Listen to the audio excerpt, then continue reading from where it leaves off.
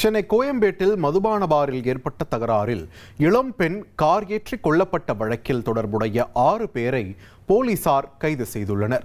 இது பற்றி விவரிக்க இணைகிறார் செய்தியாளர் சாலமன். சென்னை கோயம்பேட்டில் நேற்று முன்தினம் இருசக்கர வாகனத்தில் சென்ற பெண்கள் மீது கார் மோதியதில் ஒரு இளம் பெண் படுகொலை செய்யப்பட்டார். இந்த விவகாரமானது தமிழகம் முழுவதிலுமே பெரும் அதிர்ச்சியை ஏற்படுத்தியிருக்கக்கூடிய நிலையில் இந்த சம்பவம் தொடர்பாக சிஎம்பிடி போலீசார் வழக்கு பதிவு செய்து மொத்தம் 7 நபர்களை இதுவரை கைது செய்திருக்கிறார்கள். கைது செய்யப்பட்ட அவர்களிடம் நடத்தப்பட்ட விசாரணையில் சுமன் என்பவர் தான் இதில் முக்கிய நபராக பார்க்கக்கூடியவர் என்பதும் தெரிய வந்திருக்கிறது.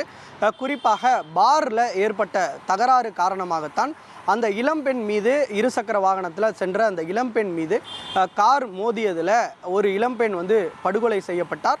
மற்றொரு பெண் தற்போது கீழ்ப்பாக்கம் அரசு மருத்துவமனையில் ஆபத்தான நிலையில் சிகிச்சை பெற்று வருகிறார். இந்த சம்பவம் 7 பேர் இதுவரை கைது செய்யப்பட்டிருக்கக்கூடிய நிலையில் மேலும் யார் யார் உள்ளனர் என்பது தொடர்பான விசாரணையில் சிஎம்பிடி போலீசார் தீவிரம் காட்டி வருகின்றனர்.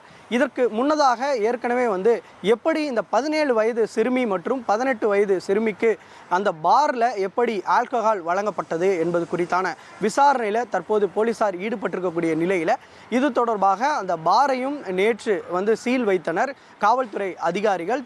குறிப்பாக மதுவிலக்கு ஆயத்தீர்வு துணை ஆணையரோட தலைமையில் தான் அந்த காவல்துறை அதிகாரிகள் சம்பந்தப்பட்ட அந்த பாருக்கு சீல் வைத்து நடவடிக்கை மேற்கொண்டிருக்கிறார்கள். மேலும் இது தொடர்பாக அந்த பாரினோட உரிமையாளரிடமும் தீவிரமாக விசாரணையானது நிகழ்த்தப்பட்டு வருகின்றனர். குறிப்பாக 21 வயதுக்கு உட்பட்டவருக்கு ஆல்கஹால் வழங்கக்கூடாது என ஏற்கனவே ஒரு உத்தரவானது பிறப்பிக்கப்பட்டிருக்கக்கூடிய நிலையில் எப்படி இந்த நட்சத்திர விடுதிக்கு இந்த பப்புக்கு எப்படி இவர்கள் அனுமதிக்கப்பட்டனர் என்ற கோணங்களில் இந்த விசாரணை நிகழ்த்தப்பட்டு வருகிறது.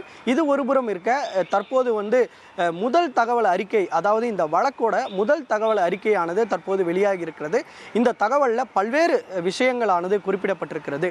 குறிப்பாக இந்த புகாரின் அடிப்படையில் தான் இந்த விழுப்புரம் மாவட்டத்தில் இலங்கை தமிழ் பெண் அந்த 18 வயது நிரம்பிய பெண் அவரது நண்பரோட வீட்டிற்கு சென்னைக்கு வந்திருக்கிறார். 19ஆம் தேதி சென்னைக்கு வந்திருக்கிறார்.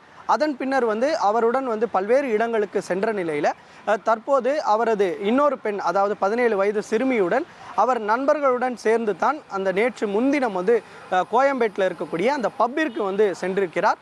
அப்போது உள்ளே சென்ற அவர் அவருடன் மொத்தம் 4 நபர்கள், அதாவது 2 ஆண் நபர்கள் மற்றும் 2 பெண்கள் என மொத்தம் 4 பேர் அந்த பப்பிற்கு சென்றிருக்கிறார்கள். அங்கு சென்று நடனம் ஆடும்போது தான் எதிர்த்தரப்பினருடன் ஒரு சண்டையானது ஏற்பட்டிருக்கிறது. குறிப்பாக அந்த இறந்து போன இளம் பெண்ணிடம் அவர்கள் தகாத முறையில் நடந்து வந்ததால் அவர்களிடையே மோதல் ஏற்பட்டிருக்கிறது. உடனடியாக பவுன்சர்கள் அனுப்பப்பட்டு அவர்களை வெளியே அனுப்பியிருக்கிறார்கள்.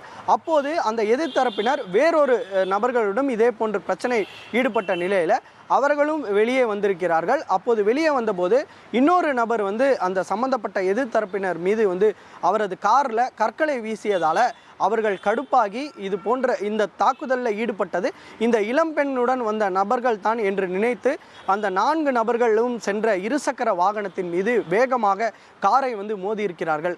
அந்த காரை மோதியவுடன் 2 நபர்களுக்கு லேசான காயத்துடன் உயிர் தப்பிய நிலையில் அந்த இளம்பெண் கீழே அடிபட்டு சம்பவ இடத்திலேயே உயிர்ந்திருக்கிறார்.